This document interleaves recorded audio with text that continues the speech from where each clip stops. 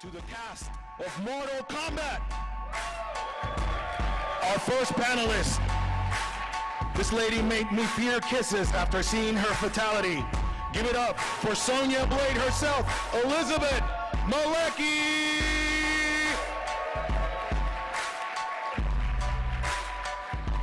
He portrayed 4 characters that could compete in GQ magazine's Most Handsome Man of the Year. He played Kano, Baraka, Cabal, and Quan Chi. It's Richard Divisio!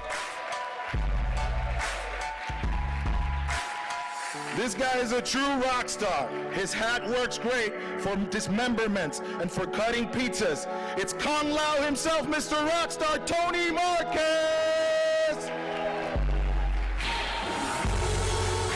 She portrayed Kitana and her better-looking sister, Molina, in Mortal Kombat 2. Give it up for Kathleen Samyar!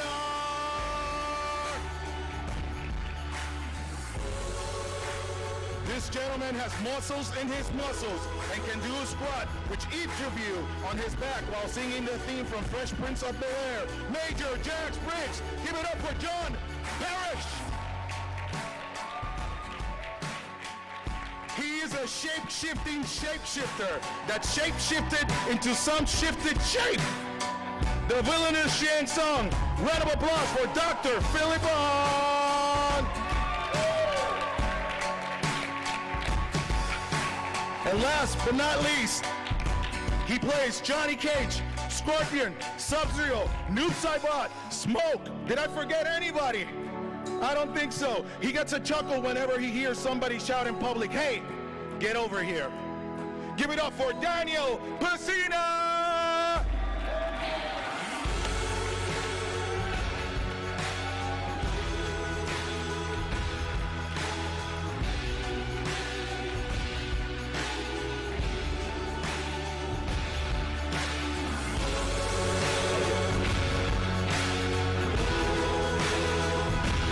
Thank you, everyone.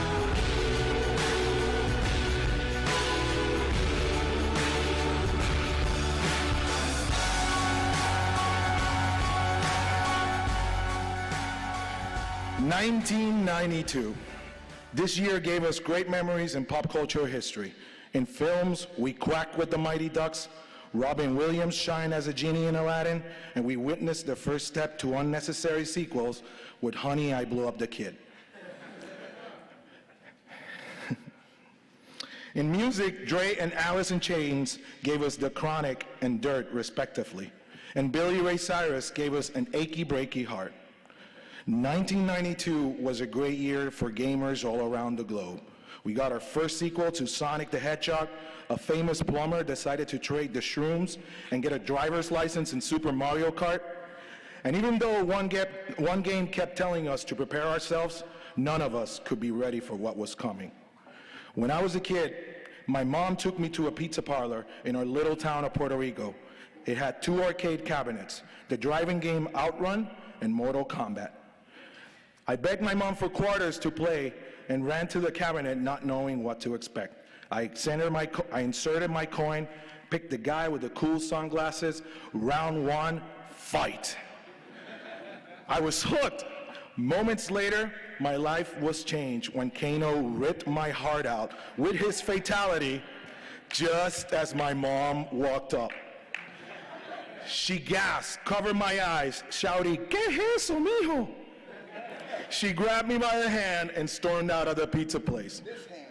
I knew I had to go back, and not just for the pizza. Mortal Kombat became one of the most played arcade games in the history of gaming. It was so popular that a year later it was released to every home console available at the time. Mortal Monday was the most highly anticipated video game event of 1993. Throughout the years, there have been countless sequels and spin-offs, as well as projects in film, music, comics, and television.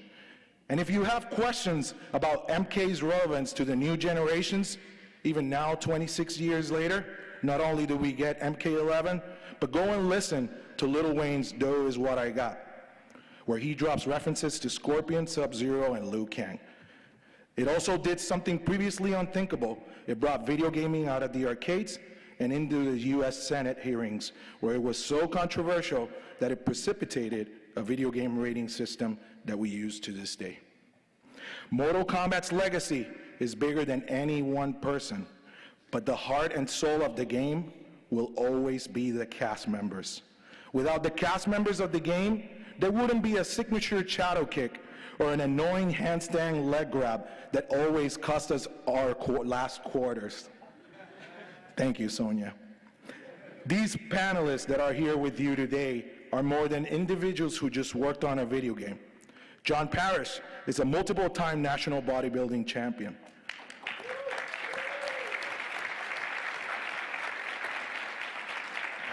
Richard DeVizio has been in several movies, including The Dark Knight, and has won plenty of Chinese wushu competitions.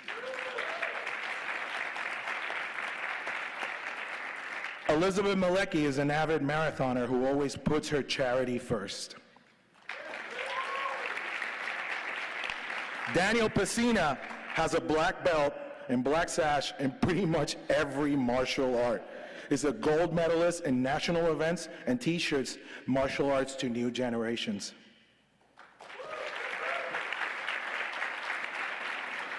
Philip Allen has over 30 years of martial arts experience and is a doctor. Catalin Samier is a successful gym owner and published her own book called Weight Training for Martial Arts. Anthony Marquez was rated in the North American Sport Karate Association top 10 multiple times, is also a successful gym owner, and get this, is the lead singer of the band called Kung Lao and the Scorpions.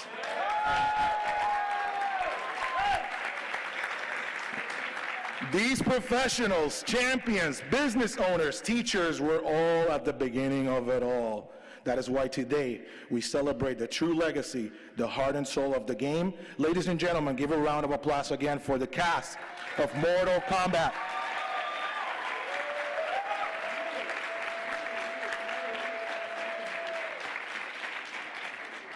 And this time around, we learned from last year's panel. So we're gonna do this entirely for you guys.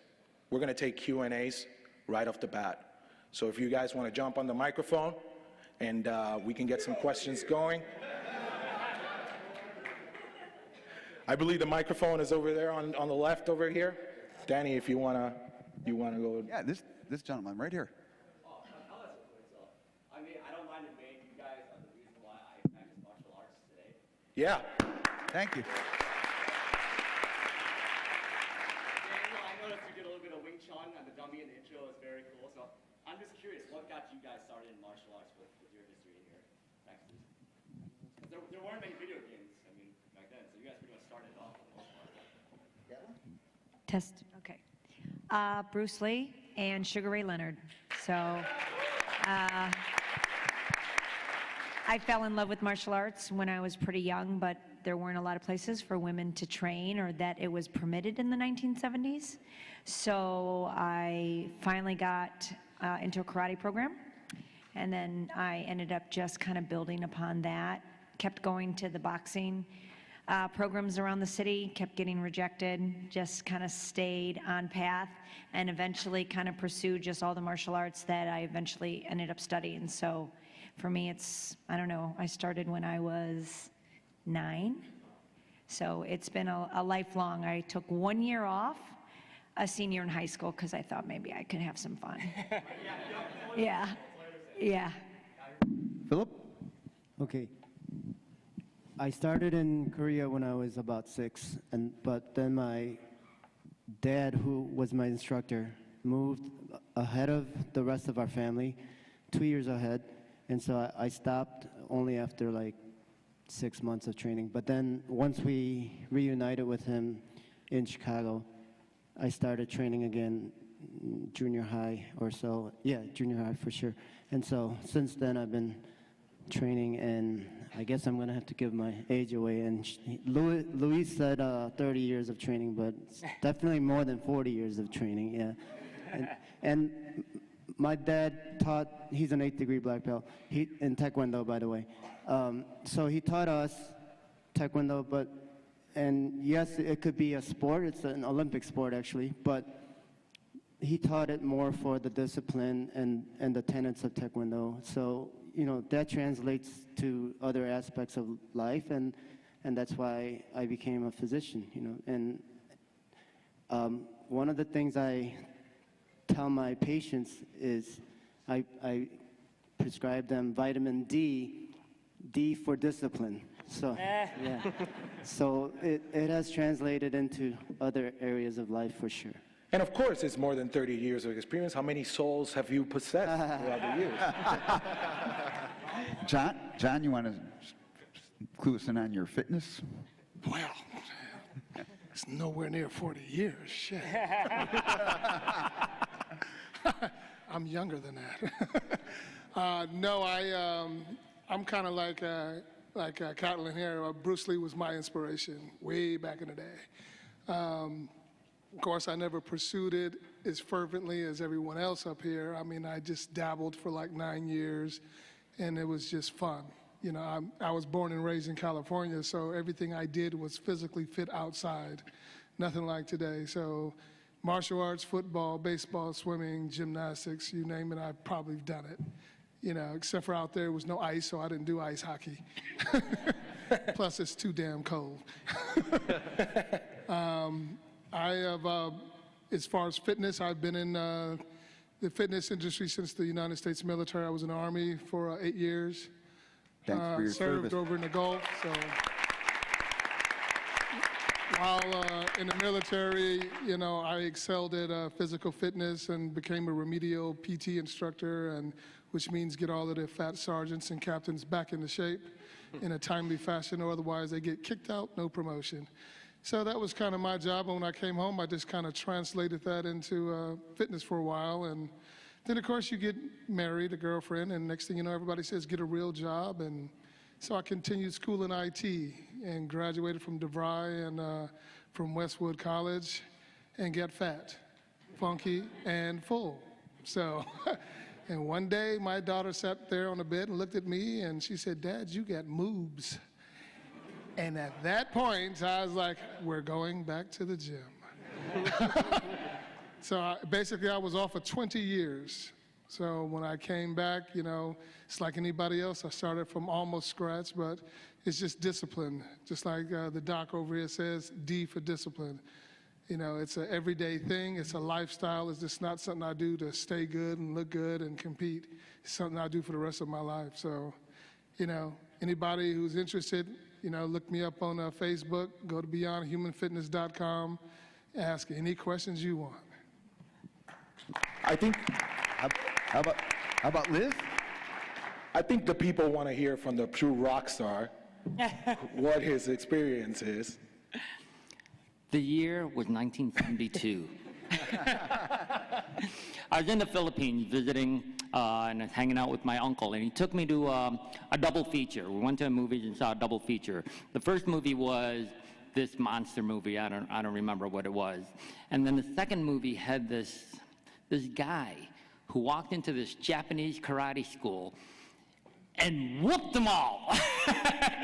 And it's Chinese Connection, and it's Bruce Lee, and I'm saying, wow, that's the guy I want to be. That's what I'm going to do, and I haven't looked back since. I started martial arts. Soon after, I met Danny and Rich, and I went to Kung Fu High School with Philip here, and it's been one road straight ahead, and that's how it is, and that's what we're doing, and that's why we're here. Us!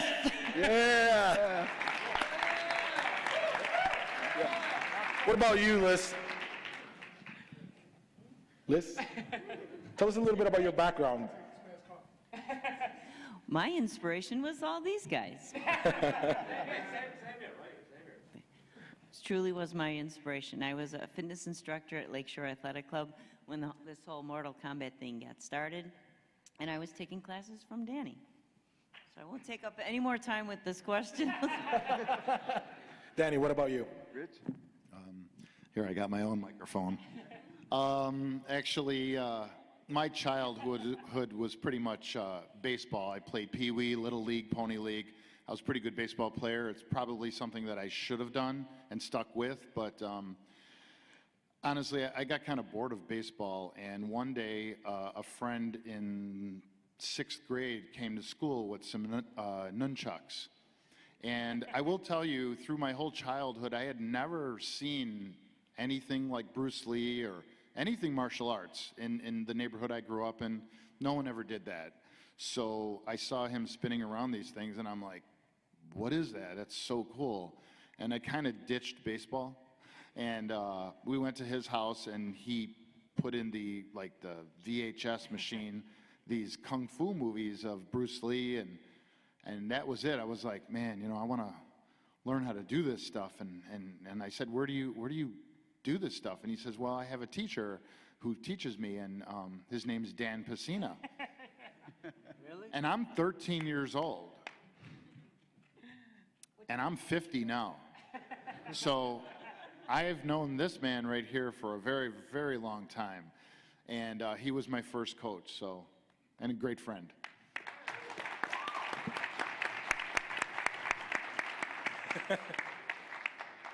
Yeah, my journey started actually in the martial arts. When I was really young, my first inspiration was, there was a program that was Charlie Chan the Detective. It was in black and white. And and on Sunday, me and I have three brothers, but only Raiden was not born yet. So one day I was watching Charlie Chan, and then he did a judo throw on a guy who was like, this guy's like a pudgy detective, and there's this big thug who's in good shape, but Charlie Chan threw him, and I was like, holy cow, that is like awesome. And my dad served in the U.S. military, Korean War, but he looked at me, and he's like, just like, I could teach you that. So my father actually taught me my first martial art move. And I just kind of wanted to learn more, but he really didn't remember any martial art. He was like, oh, I kind of used a bayonet and stuff like that, because he was in a war. So eventually I just bugged him, and he took me to a martial arts school. And I recall, you know, years later, he's like, I thought you were just it was gonna be a fad. He goes, I didn't realize that you would take this hobby and make it your life journey, your whole life. So it started with my dad, went to Bruce Lee and everything else, but yeah, I just have a passion for it. I really love doing it. Let's go on with the next question. I can't see who's in the microphone right now. We got somebody in the microphone? Yes. All righty, can we get the question over there? Sure thing. Thank you guys for being here, first of all. I'm glad you Thank you. make it back every year. As with every video game, there's always something that gets left on the cutting room floor. So my question is, what's one thing that got left out on the cutting room floor that you wish made it in the game, or something that was never implemented that you would have liked to have seen in the game? I know, like, Baraka had a blade spin move that was supposed to be an MK2 that was too overpowered and got cut out. So, yeah, actually, there is 361 there. So there's a lot of moves in MK1 that came out later on through the MK series. So it kind of ignited and helped the series. You know, sorry, I've got a big mouth, but example is each character in MK1 probably had at least 3 fatalities. Whoa. 3 different ways to end things. You know, we had introductions, Carlos and Rich goofing around. When at the beginning you see a video of Rich riding on Carlos's back, and they were goofing around saying, we want a tag team. So back, even in 1, they wanted to have a secret way where all of a sudden the one person would be fighting 2 people, like in the Kung Fu movies, going over each other and kind of doing that stuff. So I hear later on that they have like tag teams or switch off. So we had like a lot of ideas and during the first game. But I think that one of the things that I would have liked to see is the variety of fatalities. Catalin, you had something to add to that? There was also some acrobats that I know Tony had the gymnastics capabilities too that we weren't able to do because they couldn't capture it. I remember Hosung's, was it Hosung or you, your flying sidekick, you had to be like staged up on a pedestal. Yeah. Yeah. Well, a lot of us, We all you did. know, when we jumped, because of the technology, they could only capture so many frames per second, the way I remember it, and then it wouldn't digitize. So we actually had to do almost everything kind of in slow motion, from our jumps to our falls. You know, I was originally going to do either a front walkover or a back walkover kind of handspring, and it was just too fast. I couldn't slow it down more than I did, and it was still too fast because that's acrobats, right? You're in the air. And then the scorpion kick kind of thing came out of that, and I was like, well, what if I just did this? So there was the dissection of things that we really could do that we did in our as competitors and stuff like that, because a lot of us were forms competitors and weapons competitors, and there were things that looked amazing when you're competing, but it was just too fast to capture at the time based on the technology that they had. So it was either jerry-rigged, or we slowed it down, or we modified it, or it got stripped down and dissected. And then later on, as the characters became more of an animation and the technology changed, the characters did like crazy things that we couldn't really do in real life now, right? So that's what I remember as being left on the editing floor. So I brought my own camcorder to the recording that day, Yeah. and so some of the footage is on my Facebook fan page. I did a flip-flop back handspring. I wish they would have put that in there. I did a tornado roundhouse, but it was too fast. That I understand. But one kick that I thought they could have used, because I've seen it in Tekken and so forth, is an axe kick. Axe kick is, you know, just a high, yeah. I don't know why they didn't use it. Maybe they ran out of time or memory, yeah. or Yeah. whatever, you know. But they. Yeah, for example, like they said, sorry for interrupting, but really briefly, like Johnny Cage was the first character. So if you look at the footage now, we have this staircase. So basically what happened was when we didn't know what we were doing. So, you know, a lot of times I would do the move 50, 60 times. And during one of the examples was I was doing a jump up and I would kick. And then John was like, you're jumping too high. When you jump up, the lighting changes, so you can't really, the top of your head gets dark. He's like, so can you jump lower? And I was just like, so, and he's like, and when you jump, kind of like try to hold your feet up as long as you can for the last second.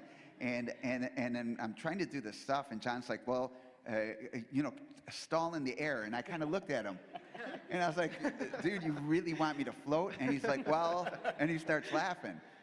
And then I was like, well, can you, because there's no Photoshop back then. So I was like, is there a way where I can like jump and I'm going to tuck my legs and then I will sit on something and it will make me look like you could capture the frame?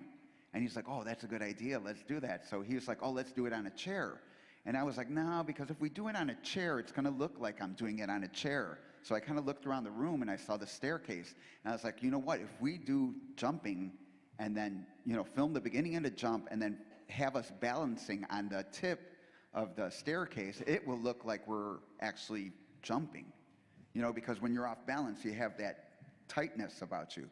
So then he was like, oh man, that's a really good idea. So if you look at some of the footage, like Kano, he was falling off of it because it is difficult to do. You know, it seems easy to do, but it is difficult to kind of stretch your body out when you're, and act like you're jumping when you're not jumping. So one quick pop quiz for everybody. Danny said the amount of times the moves were practiced. How many times does anybody guess, shout out your number really quick, how many times he did the split punch in camera? 1,000. 60?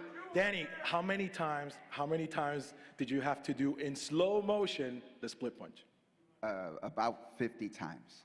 Go. And different ways. So we would film it this way. We filmed one with the legs different ways and different patterns. And it's pretty funny because at the end, Tobias was just like, I think the second one we caught is the winner. And I kind of looked at him because we knew John for a long time. And he would just started giggling that he made me do it like 48 more times than we needed.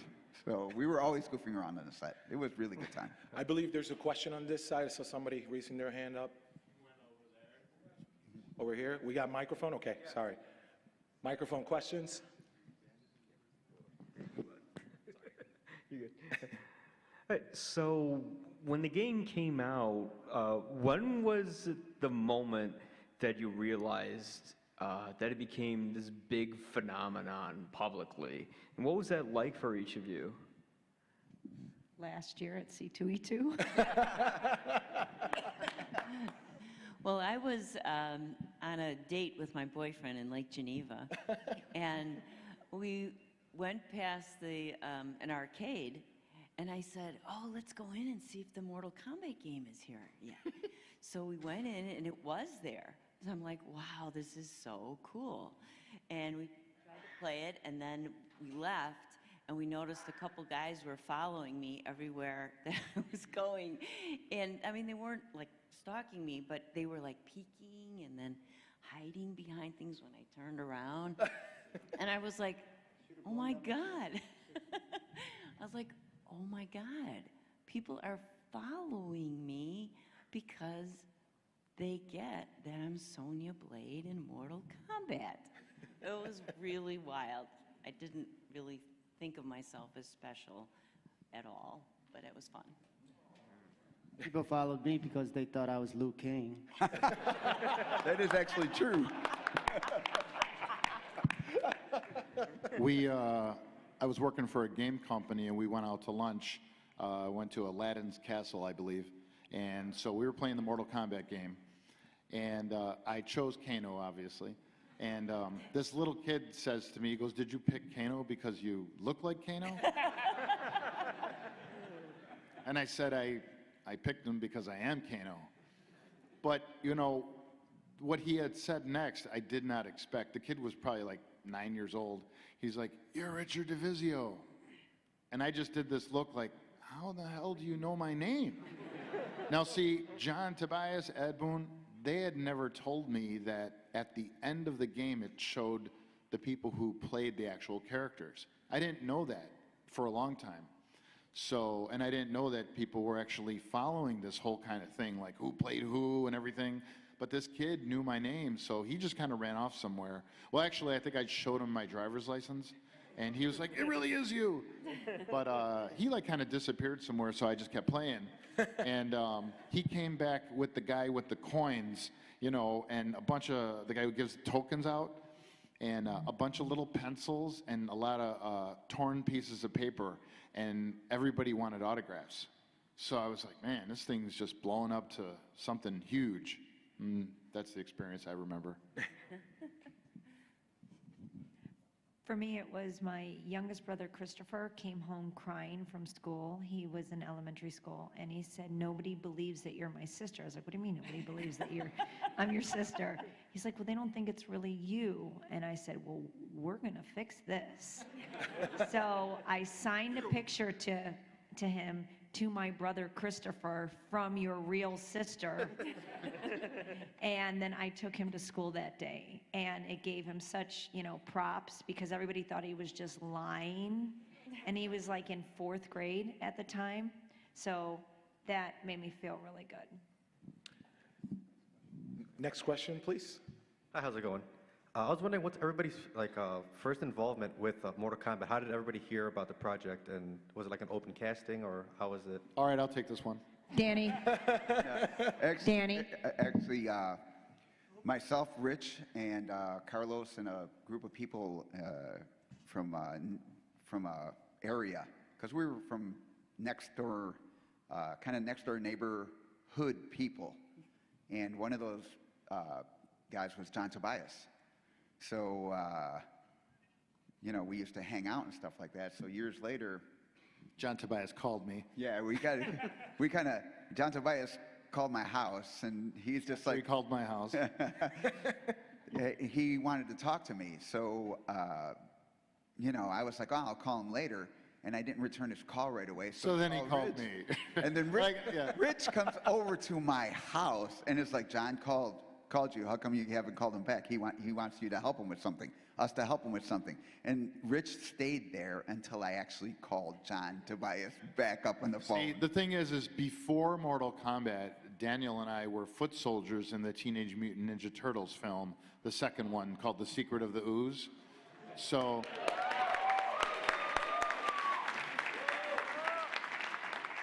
And we had just gotten home from filming that, and that's when John had called and, you know, had wondered, you know, are you guys back from doing the game? And, I mean, the movie, and, you know, he had said that he was working for Midway, and they were working on some games, so, you know, I got a hold of these guys, and, you know, yeah, we went in and filmed, and what was it like going in and filming? Yeah, so John was like, I got an idea for a fighting game that I want to pitch to the company. Will you help me?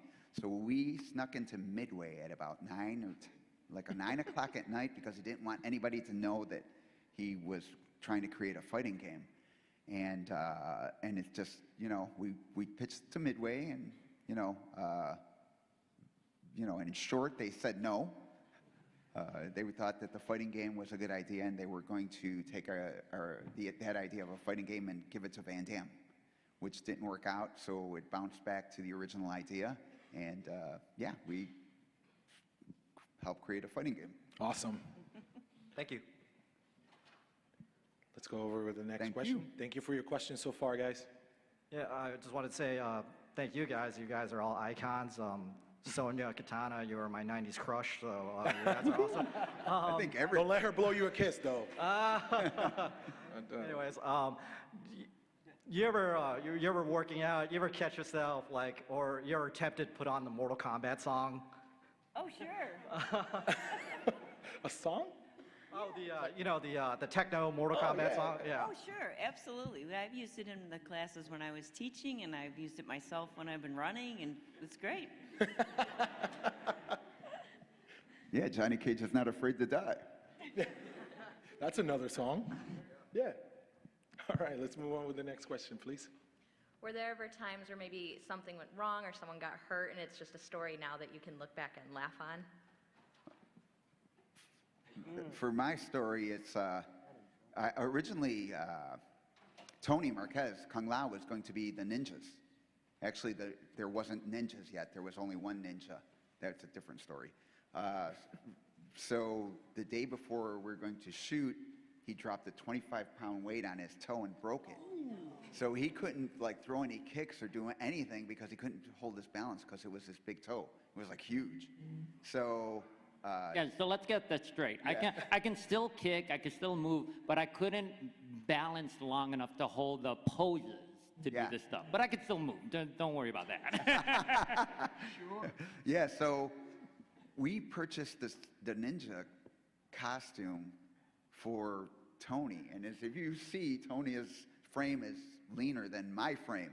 So John was like, you know, you have to do the role of the Lin Kuei. And, you know, I was kind of happy about that because, you know, it was my strong suggestion, kind of a threat, that if the ninjas weren't Lin Kuei, I wasn't going to do the project. John originally had them as Japanese ninjas, so I insisted that they be Lin Kuei. So I was like, oh, cool.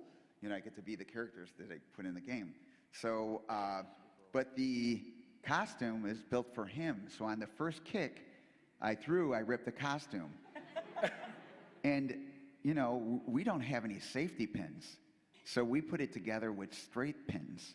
So every time we had a rip, we would be mending it with straight pins. Rich was there, and it was just, I would just be cursing and kind of move around, and I'm like getting poked all the time with these pins.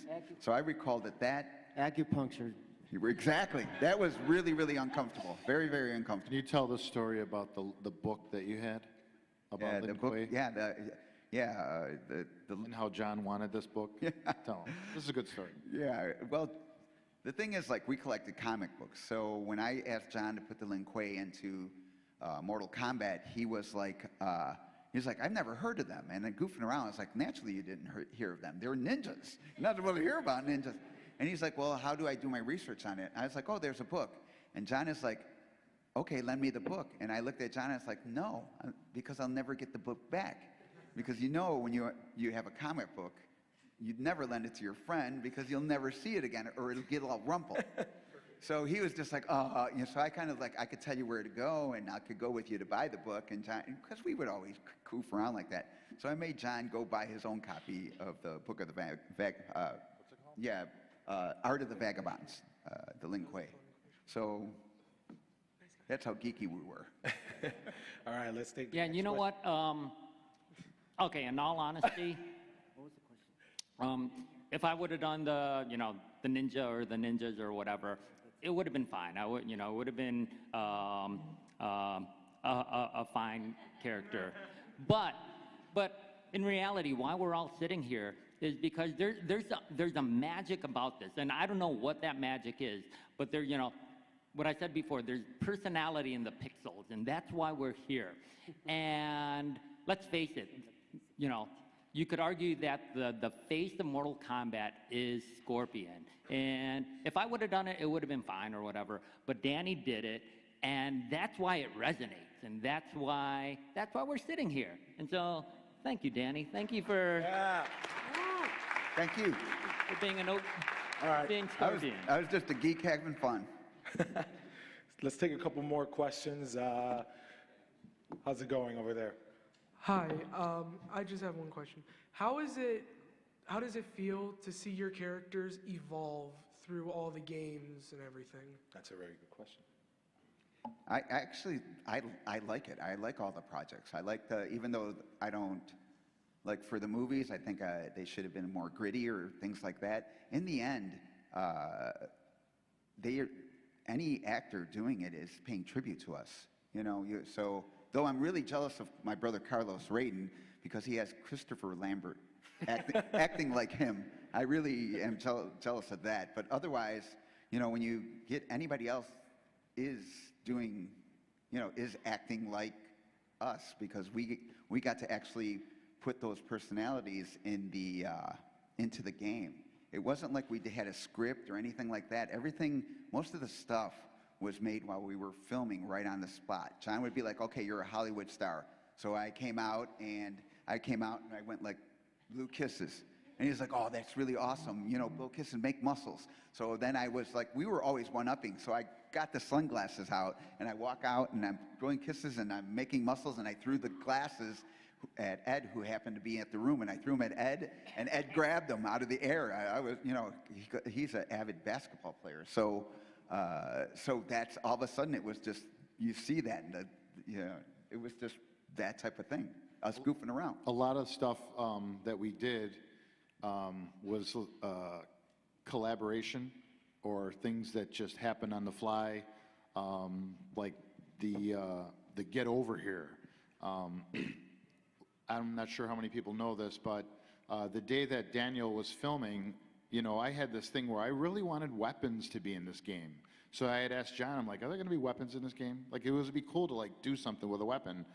And I know Ed Boon had talked about something with like a spear, like he wanted a spear to go into a guy or something. He wanted like a lasso. Oh yeah. He wanted me to do a lasso and throw it over a guy and then kind of pull him over like that. And you wouldn't do it because you didn't want to be like Wonder Woman? Yeah, I was like, I don't want to do Wonder Woman, dude. I'm not doing that. So Daniel, he had this rope dagger that is like some Chinese weapon from ancient times. And yeah, to pull horsemen off their horses. Yeah, and I said, you know what, it'd be cool as if like the guy just like throws this and it sticks into the guy and you just reel him back.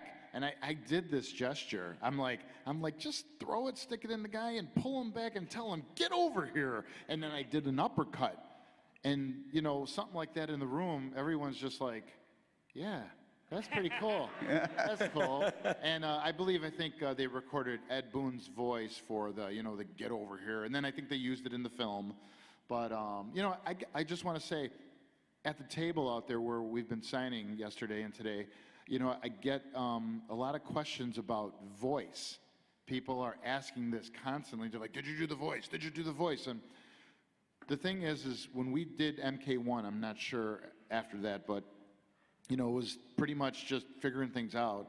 But we did go in like a sound studio with Dan Forden. He's the sound engineer. He's the one who did Toasty. But he recorded us doing like, ooh, getting hit and grunts and stuff like that. So I'm just answering that voice question now. Yeah, that's the kind of stuff. But as far as, coining the phrase, get over here, that's something that I came up with on the fly. Yeah, he did it in the Kano voice because Rich would get into character like Kano. He would be like Kano, and Tony did it, and Catalin did it, and John did it. We would just get into character, and there was no. You never know what's going to happen. Yeah. It's just we're all together. We've been friends for a long time, and we just come up with stuff. I think we have time for one more question. Hi, I just wanted to say, I do have a question, but I'd also want to say you guys did an amazing job with Mortal Kombat, and you guys were a major influence to me. I'm actually a professional stuntman now, so thank you for that. Awesome. I really appreciate it. Awesome. But my question to you, you guys got an opportunity to play these iconic characters, but when you guys were first approached with this project, did you guys have any doubts at all? I thought it was going to be an awesome game because John basically told me you could do whatever you want. Plus, we're like creative guys, and since we know each other, we were just always into, a lot of the stuff that's popular now, like Stranger Things, and you see in the movie like the Thing poster and John Carpenter and all this kind of stuff. As we grew up, we were into all this stuff, Indiana Jones and things like that, like even like the Kano heart rip. Like, I thought about that because I liked Spielberg film where the guy rips the heart out. John's like, can you come up with a fatality? I'm like, well, why don't we just rip the heart out? And I'm like, just, because in Temple of Doom, they lower this guy into the fire and he rips out a heart, and I'm thinking, let's just rip the heart out. I'll just hold it up like this, and so things like that. We were all creative, and we just came up with stuff. It was a good thing. Just from. And like to answer your question, you said, did we ever have any doubt when we were posed with the project? I knew that this was an outlet for like how creative we were. I knew like, man, this is it. Like, we're going to be able to like finally get out, the way we are, and then show the world that we're a creative force. Yeah, and two, we were only going to do 200 games. When we came on board, they promised me, because I was trying to get a game. So John and Ed were like, we're only going to do 200 games. And then I would goof around with them. No, we're going to do 201. And they were like, you know how much they cost? We're not going to do that. You're not worth that money. We're basically slave labor. So, but I always knew that it was going to be really cool because we were just, we were geeks, and we were just going to geek out on this project. It was a great opportunity for us to just, all the creative things we enjoyed and liked, that we were like, all right, we're going to take that from there, take that from there. Like, and you know what? That's what they do nowadays with films, just take things from here and there, rehash them, retro, this, that. Yeah, it was awesome. Yeah, I appreciate the chance to express ourselves. If you guys get the chance, you should do it. Definitely. And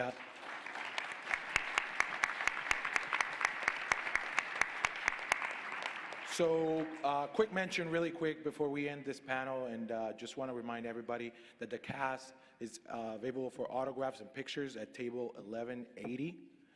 We have pictures, we have selfies with fans. We also have a photo op with the entire team in costume tomorrow available. So make sure to check on that. Come on over in the table. If there's questions that we didn't get a chance to go over, come over to the table. They don't bite. What table are we at? 1180? Yep, 1180. And thanks for you all. Thanks for showing up to the panel. Thank you very much. Give a round of applause. Thanks for being fans for of Mortal Kombat. Yeah, we wouldn't Daniel be here Pacina, without you guys. Richard Divizio, Anthony Marquez, Catalin Samiar, John Parrish, Philip Hahn, and Liz Malecki. Get over here. Thank you, everyone.